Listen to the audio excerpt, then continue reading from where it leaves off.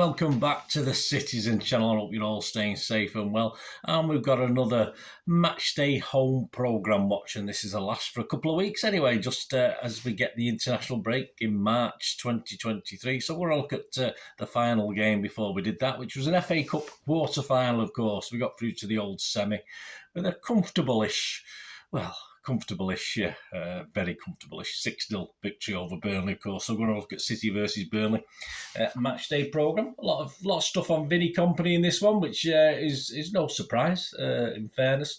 So we're going to have a look at that today. So please, I'll read a couple of excerpts out from it on a couple of the pieces. Not the most packed magazine. We'll talk about that, but obviously a couple of interesting articles in there. I'll read out a couple of excerpts to you. Please, if you're new to the channel, everything's City on here, of course, past, present and forever. Even the odd quiz thrown in as well for good measure at certain times. So please, if you can support the channel, it'd be fantastic. Give us that, push them buttons for subscriptions, notifications. If you are pushing buttons, if you can just push the little like button. I'm trying to get between, up to about 20 likes if I can. Sometimes I can do it, sometimes I can't. But if you can help me just by automatically pushing that thumbs up for me, it'd just be much appreciated by little old me, that's for sure. So let's talk about this programme.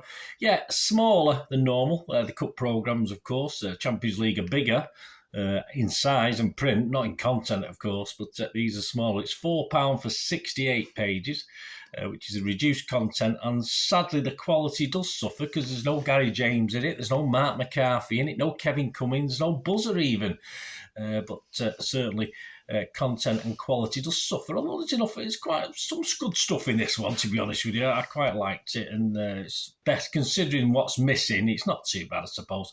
It is available, of course, individually and on subscription from www.reachsportshop.com. You get 26 issues for £97.50. I think you're saying about 25p a copy.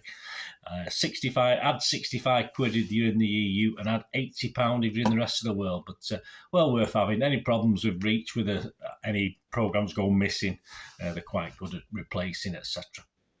And you also, if you go onto the site, it's not advertised on the programme advertising, but you can also go on the site and get also 12 issues for £45. So still a discount, but not quite as much. On the cover of this one, we've got, we've got Kalvin Phillips. Unusual, because usually that's the main article inside, but in this case it isn't, but more of that in a moment. We've got our regular standard stuff off Pep, of course, talking about Vincent Kompany, etc. City Women's feature looks at their FA Cup run as they get to the quarterfinals, I think, as I'm recording this. The City Under-18s also features midfielder Jacob Wright, a little bit about him. EDS features talks about, I think he's a striker, Will Dixon. He's scoring plenty of goals anyway, so I assume he is.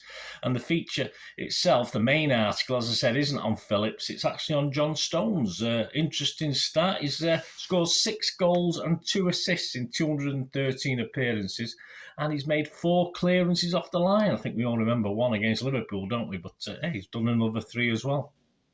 Head-to-head today features our cover star, yes, Kalvin Phillips, so he is in here, and Burnley midfield player, once United Academy player, Josh Brownhill. Interestingly enough, Brownhill's played 24 more games than Phillips, but you look at a couple of the statistics, passes-wise, of course, Phillips has made 2,412 and Josh Brown 2,627. And tackles, Phillips made 131 to Brownhill's 132 in a lot less games, of course. Double agents, a bit of a surprise. I forgot he played for Burnley, this guy. I mean, obviously, they usually put up Mike Summerby, don't they? But Tommy Hutchinson, so more of him in the moment, and his time at City and his time at Burnley. We'll have a read of that. X in the City features the wonderful, magical at times, Rick Holden. Just for fun, a quiz question. I'll give you the answer right at the end. This is question 10 on today's question notes on the quizzes. 2 City players have scored 2 goals in an FA Cup final. Can you name the 2 players? I don't want the final they scored them in because I've not even looked that up, but 2 City players, name the 2 players. Just for fun, no points. Matchmaker picks out 10 standout games for this time for an opposition manager. Okay, it's Vinnie, so we don't mind, do we? So more on him in a moment as well. We'll have a look at 5 games from a certain period that put his sort of key games. Yeah, it doesn't obviously include all of them, but just 5 that they picked out for this. We'll have a look at that in a second.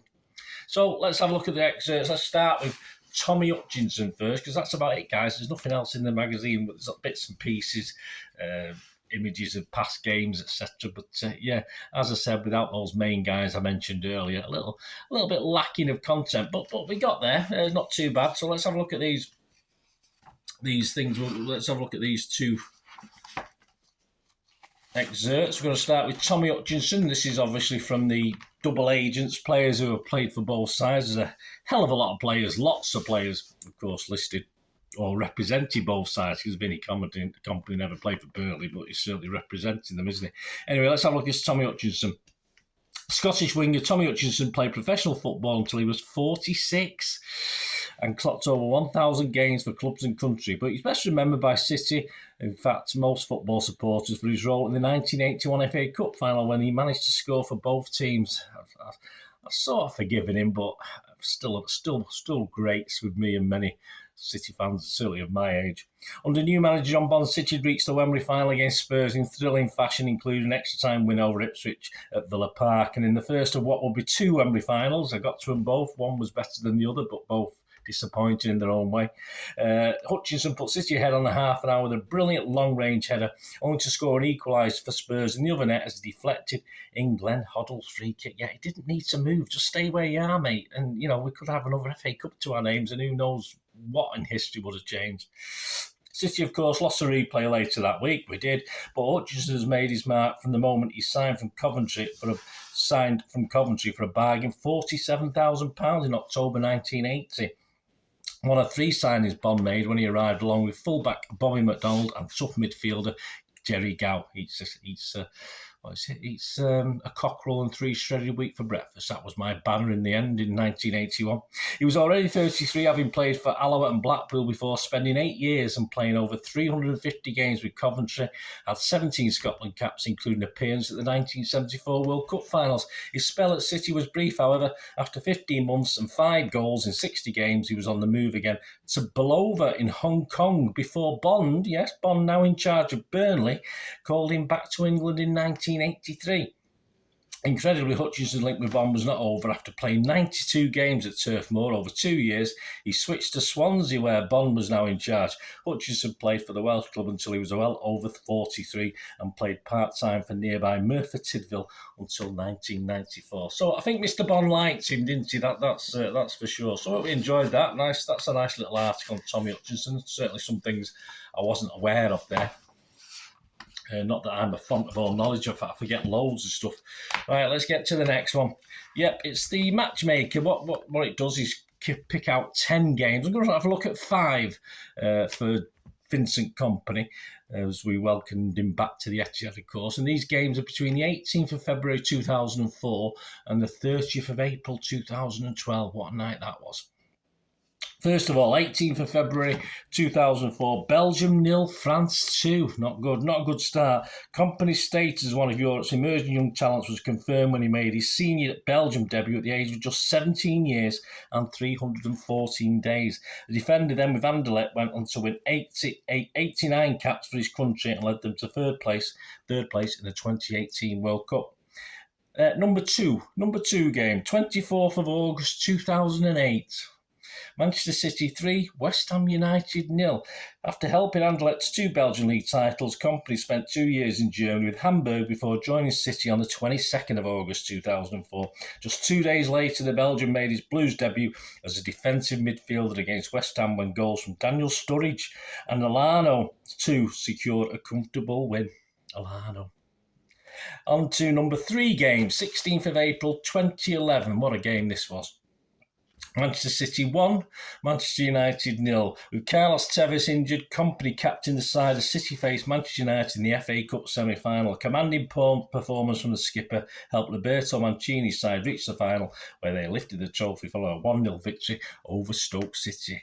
Game number 4 was the 10th of April 2011. City 1, Manchester City 1, Tottenham Hotspur 0. Yes, another great game. 12 months after Tottenham had pipped us to a Champions League spot, the tables were turned the following season. They were. How much joy we had that night. The Kompany produced another resolute display as City came out on top to secure qualification for the Champions League for the first time with a Peter Crouch own goal dividing the two teams. Oh, how we did laugh. We didn't laugh the season before when he put us out, though, did we? On to the fifth and final game we're looking at today. 30th of April 2012. I wonder what happened on that day. I'm sure you remember like me if you were there. Manchester City won, Manchester United 0 again.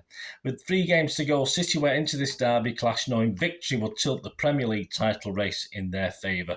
With the Blues battling for a breakthrough, Kompany rose to head David Silva's corner past David De Gea to move them one step closer to becoming champions. We've had some good nights at the Etihad, haven't we? Let's be honest about it. And that was another one. I mean, I've got many memories of Main Road, of course. But in the space of time, what's ensued, that's all right, almost 20 years now. This is, of course, next season will be our 20th anniversary at the Etihad, City of Manchester Stadium, Eastlands, you name it. And yeah, we've had a lot of good nights and good days at the Etihad to go along with all the great times we had at Main Road, of course. So there you go, guys. Hope you enjoyed that. My little look through this Manchester City Burnley programme. Before we go, there's one more thing I have to do, isn't there? Of course, a just for fun quiz City question. Which 2 City players have scored 2 goals in an FA Cup final? So, can you name them? Raheem Sterling, did you get him? And Gabby Jesus, of course. Join me next time. We'll be looking back after a little break. We'll be looking at the Liverpool programme, Manchester City versus Liverpool, our first game back after the March international breaks. I think we're into April Fool's Day, somewhere around there then, aren't we? Which, let's hope it's not us, and let's hope it's them that the fools we could do with it, couldn't we? Thanks for watching, guys. Hope you enjoyed that. Let me know your comments. Let me know your thoughts. These are, as I said, available from reachsportshop.com. It's okay. It's not the greatest issue, but considering there's some talented writers left out of this, it's not that bad. Not that bad a programme as a memento for a convincing FA Cup quarter-final win, of course. Thanks for watching, guys. Until we meet again, I just one thing, don't I? Please stay safe, Blues. Come on, City. Bye for now.